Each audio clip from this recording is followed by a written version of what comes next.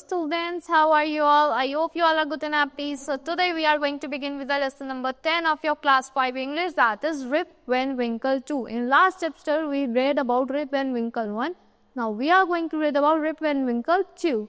Here the persons are same, means इसका second part है. One chapter उसका first part था, ये second part है. In here Rip Van Winkle किसके बारे में, उसका second part के बारे में वो जानेंगे. In last chapter, he fell asleep by drinking that rig, the soup from that keg. Now let's begin with this chapter. When Rip opened his eyes, he found himself still on the green hillside.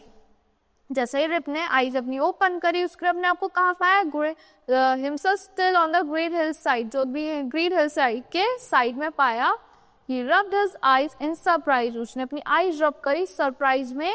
It was bright sunny morning. एक bright sunny morning थी. The birds were hopping and chirping along the bushes, and an eagle was flying high in the sky above his head.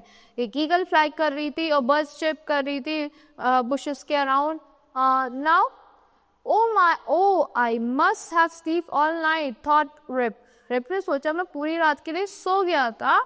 He looked around for the man who had been playing ninepins, but they were not there. वो अपने आसपास देख रहा था कि उन men's को जो ninepins खेल रहे थे, but वहाँ तो कोई था ही नहीं. His dog Wolf had, जो उसका dog था Wolf, had vanished. उसका dog vanish हो गया, तो उसका वो dog भी गायब हो गया. But his gun was still lying beside him. But उसकी gun कहाँ थी, उसके पास में थी. Rip was surprised to see that it was eaten away with rust and always falling to pieces. तो Rip को क्या लग रहा था कि वो था, मतलब Rip was surprised to see that it was eaten away, कि वो खा लिया गया now with rust and always falling to pieces. Rip stood up. Rip एकदम खड़ा हुआ.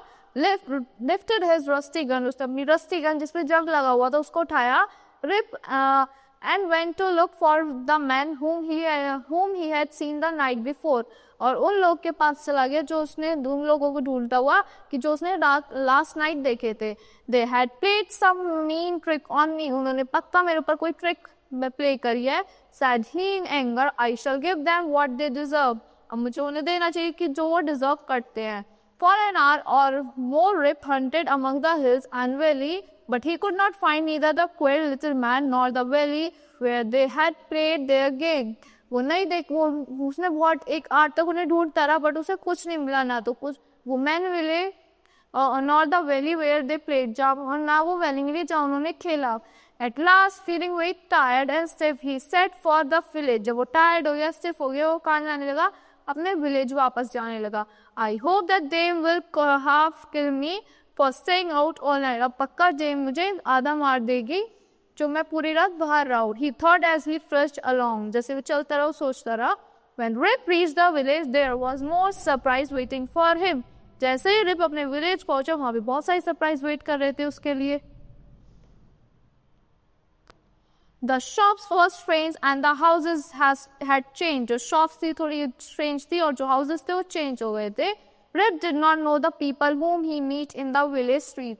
Rip नहीं जानता था उन लोगों को जिनसे वो कहाँ मिला था, village street में मिला था. And their clothes were of kind which he had never seen before. उसके clothes ऐसे थे जो उसने पहले कभी नहीं देखे थे. When the children saw Rip, who looked like a funny man, जैसे children से Rip को देखा जो कैसा लग रहा था, एक funny man की तरह लग रहा था. They laughed and chased him. उन्होंने उस पे laugh किया और उसको छेड़ने लगे. The dog also barked at him as he walked along. Dogs भी bark करने लगे उसे देख के. To tell the truth, it was no wonder that they did, for Rip's beard had grown very thick and his clothes were tattered and torn. वो क्यों करे? To tell the truth, it was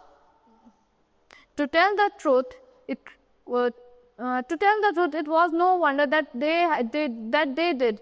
For Rip beard, वो किससे कर रहे थे ऐसा, उसके Rip की beard के लिए जो grow गई थी इतनी thick, and his clothes were torn, उसके clothes फट गए थे, tattered and torn. At last Rip cried out the people who stared at him. फिर एकदम से वो चिल्ला के बोला जो people उसे देख रहे थे, I am Rip Van Winkle, मैं ही हूँ Rip Van Winkle. Does nobody here know me? क्या मुझे यहाँ कोई नहीं जानता? Just then a young woman came along. एकदम से एक young woman आती है. Did you say some Rip Van Winkle? क्या तुमने Rip Van Winkle बोला? She said, my father was called by that name, कि मेरे father को उस name से बुलाया जाता था. One day when I was a little girl, he went away to hills with his dog.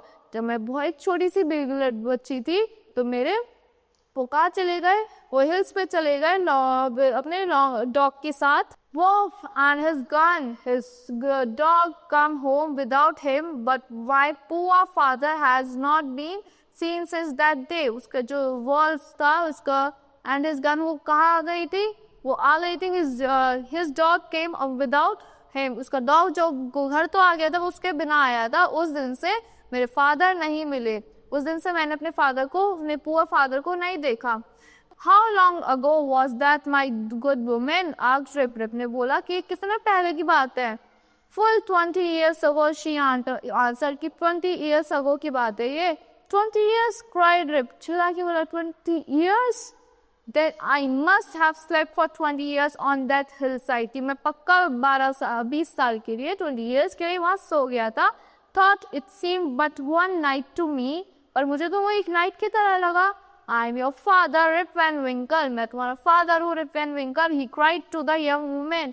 उन्हें young woman से बोला कि मैं ही तुम्हारा father हूँ. Little man who played nine pins must have been fairy man. जो little man वो nine pins खेलते थे पक्का वो fairy man थे. Rip explained afterward, and the drink which I took from the keg must have been a magic one that sent me to sleep for 20 years. वो पक्का एक magical drink थी जो मुझे 20 years की sleep पे ले गई थी. Dame had died while Rip was away. Dame जो थी जो उसकी वो उसकी वाइफ थी वो डाई हो गई थी. और रिप क्योंकि while Rip was away, जब रिप दूर था, Rip Van Winkle's house had fallen down. जो Rip Van Winkle का हाउस था वो गिर गया था. So he went to live with his daughter. तो वो अपनी daughter के साथ रहने चला गया. The rest of his life he spent in peace, telling stories to the village children. We may be sure that they were all true and better stories. वो पता है अब फिर वो उसकी लाइफ कैसे निकली विलेज चिल्ड्रन को स्टोरीज सुनाने में. देवर वो सारी स्टोरीज ट्रू थी और बेटर स्टोरीज थी. So that's all for this lesson. I hope you all like the explanation of this lesson. Thank you and have a great day.